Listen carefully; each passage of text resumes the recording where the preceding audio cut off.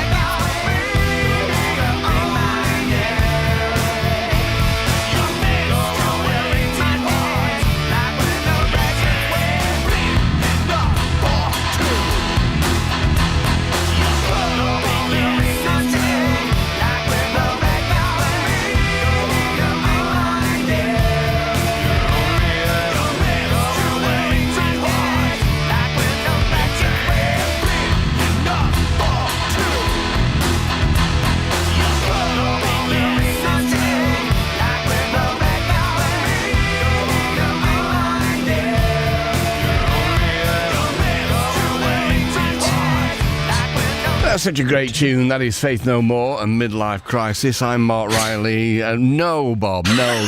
No midlife crisis jokes towards you tonight. All right, okay. I thought that had that one off before it started. I don't blame you, because I was thinking of it, obviously. And I tell you what made me laugh, Bobby. So within the news there, they did say that the brightest stars were going to be shining tonight, and you looked up. Now this, despite being the fact that you are in the back room of your house in Yorkshire. Well, actually, I'm in the back room, but I'm facing onto the conservatory. So to refute your allegation, I can actually see a bit of the sky. Okay, then. I'll let you off on this occasion. You are, after all, 6 Music's answer to Patrick Moore. Okay, right.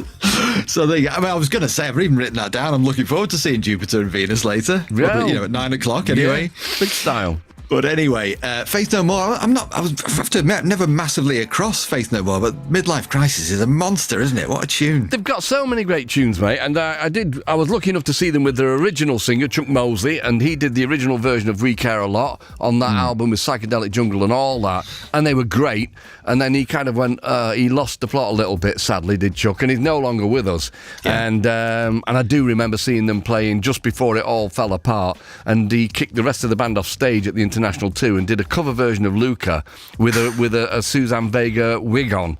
And really? And the rest of the band didn't look really too impressed. And then he was gone before too long. And then, of course, Mike Patton came in. Great musicians. And the drumming is always great. That's Mike Bordin, who went on to play with Ozzy Osbourne. Fabulous drummer. Yeah, brilliant, just brilliant. So look at the NME here, 11th of January 1992. Interesting issue this, because whoever owned this paper before me was obviously a big Queen and Genesis fan, because every mention of Queen or Genesis has got a little mark next to it in blue biro, and the same with Belinda Carlisle, weirdly enough. Right, okay, fairly does.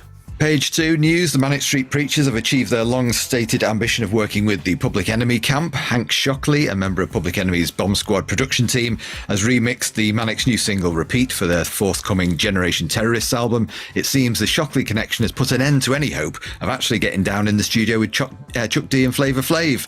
Actually, says Nicky Wire, I'm really glad that Public Enemy wouldn't work with us. I wouldn't want them to be wasting time on a poxy band like us. They're way above anything we could ever do. Yeah. Meanwhile, Public Enemy appear on this... Hang on, I said yeah, like I agreed with him, but of course the Manics are great. God, got to be careful, haven't you? Blimey neck. Don't want Nicky Wire hanging around outside my house. Want to give me a good idea. I love the Manics. No. He's a big fella, absolutely. Meanwhile, Public Enemy appear on this Friday's edition of The Word, performing their upcoming single, Shut 'Em Down.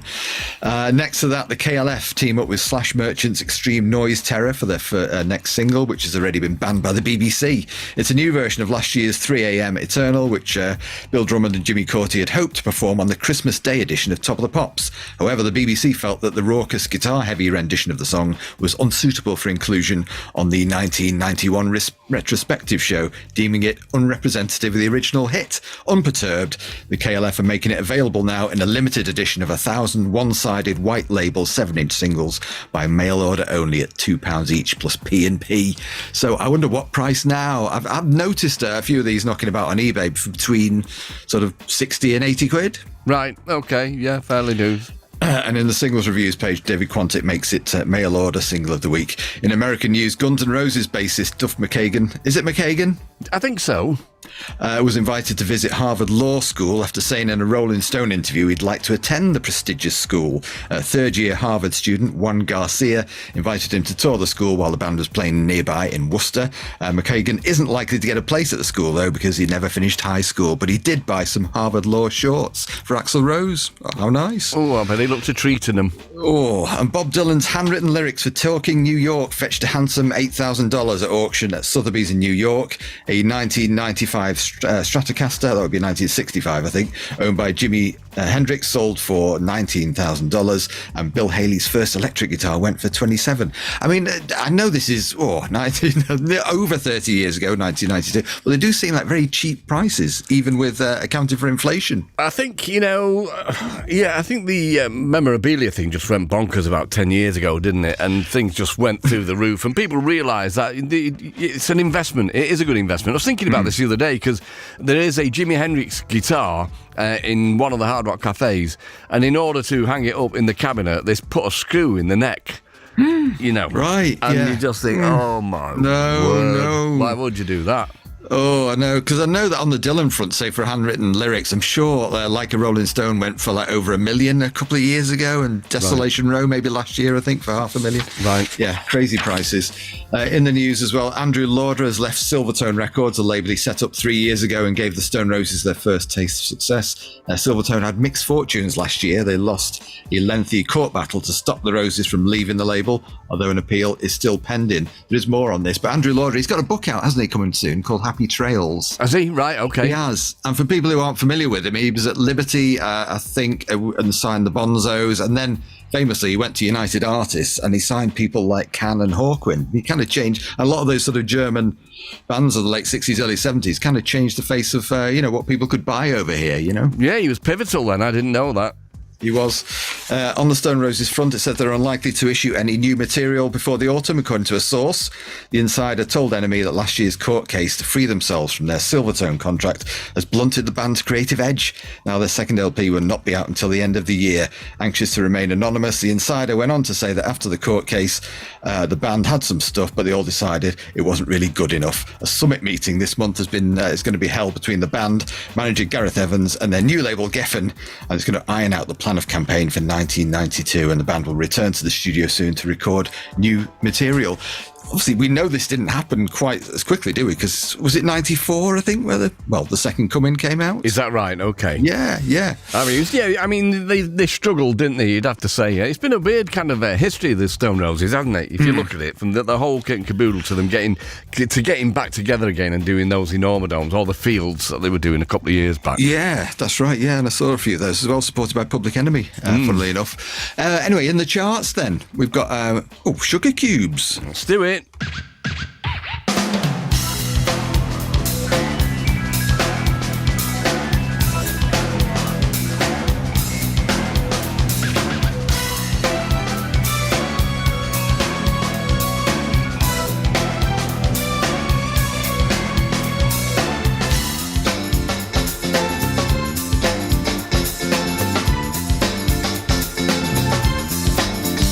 This wasn't supposed to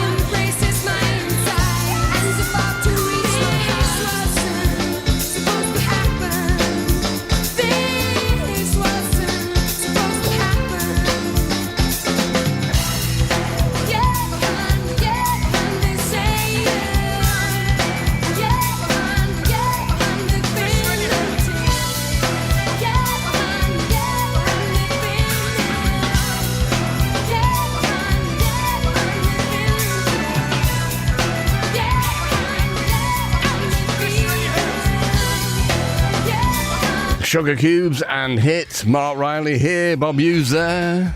Yes, looking at the NME 11th of January 1992, My Bloody Valentine and Blur are two of the bands rumoured to be joining the Jesus and Mary Chain's Lollapalooza-style UK tour this spring. The indoor shows, to coincide with the new Mary Chain album, are loosely based on the hugely successful Lollapalooza package that toured North America last year. Full details of the outing, provisionally titled the Roller Coaster Tour, and news of which was exclusively revealed in NME before Christmas, are due to be announced next week, along with the name of a fourth band, possibly Dinosaur Jr. Did you see this tour at all? No, I didn't. I remember it. I'm pretty sure I think it went to the boardwalk, and I do remember it happening, but I remember not going. Yeah, all right, fair enough. I mean, you can sort of see the logic here. Lollapalooza was huge in the States, although it was a different kind of format, wasn't it? Just playing these huge outdoor spaces with a revolving lineup. Yeah, and it used to tour, didn't it, the actual festival itself? And I was talking to Liz Berg about this not so long ago on America Corner, because it ended up just being based in Chicago, I think. Yeah, that's right. Yeah, Right. yeah, absolutely. I don't think, I mean, weirdly, MBV didn't play live again until 2008 after this, and from what various reports from band members who took part in the tour, it wasn't really the most harmonious thing, because everybody was just trying to outdo each other. Well, they weren't big on harmonies anyway, were they? They weren't, you're right. Ian McCulloch, NME goes to see him play a few low-key shows around New York to promote his new album, Mysterio. He's on pretty good form beforehand, living up to his lippy reputation. He says, I'm 32 now, and a good day I look about 24. It's Thursday today, so it should happen on Sunday, once a week, and never look old. He gets to talk about the future. He says, maybe. So this obviously, he's sort of on hiatus here from the Bunnymen, isn't he? He says, maybe this is a transitional thing, because I do think I can write songs and good lyrics, and hopefully that's something I can do when I'm Leonard Cohen's age. Right, okay. Yeah. Mac is roughly the same age as me, so, Leonard Cohen was also at one point roughly the same age as me. You never knew that, did you? Brilliant point. I hadn't thought of that. I really hadn't thought of it. You wouldn't have done, would you, Bob? Because you're not me. I think you might have been the same age as me at one point. No. Yeah, no.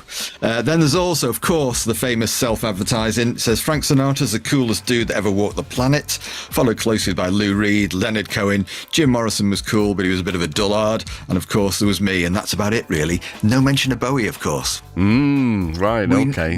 We know this is all blather, don't we? Because obviously when Bowie passed away, he was just full of praise. I didn't mind Max had a solo. I think Candleland was a good album, but obviously you can't replace the whole Ian McCulloch in the Bunnymen's context, can you? Well, we've mentioned this before, but the Bunnymen just got that magic, haven't they? Just one of the greatest bands, and all of them together, that classic lineup was just unbeatable and majestic, wasn't it? Yeah, wonderful it was. The Meat Puppets here, interviewed by Terry Staunton. So they finally signed to a major, it says, and made their first album for it. Kurt Kirkwood is interviewed. It says, in the mid-80s, NME declared that the Meat Puppets, along with R.E.M., The Replacements and Husker Du, one of the four most important groups in America. But while their three peers went on to richer pickings with major labels, the Meat Puppets continued to cruise through the independent sector in their own self-sufficient style. Things started to change sometime last year with the release of their seventh album, Forbidden Places, their first on a major, London Records. For the first time, they employed a tour manager and had enough money in the kitty to lay their weary heads in more comfortable hotels than they've been accustomed to. They were one of those bands, I sort of discovered them late, really, not in the 80s, kind of much later on. Yeah, me too. But they just seemed to, the only real sort of profile spike I can remember was when Nirvana appeared on the MTV special. And of course they did, I think Chris and Kurt appeared with them, didn't they? And they did 3 Meat Puppets tunes. They did. And you have to say, you aren't the only person in the world, Bob, who struggles with the name Kurt Kirkwood. Now, No. I struggle with it when I go anywhere near it. And you have to wonder why his parents would have not come up with something that was a bit more kind of compatible with the surname Kurt Kirkwood. You have to do it really kind of... You do. Purposefully, don't you? Anyway. Yeah, Chris would have... Oh, there was a Chris already. Anyway, I don't really want to get into that.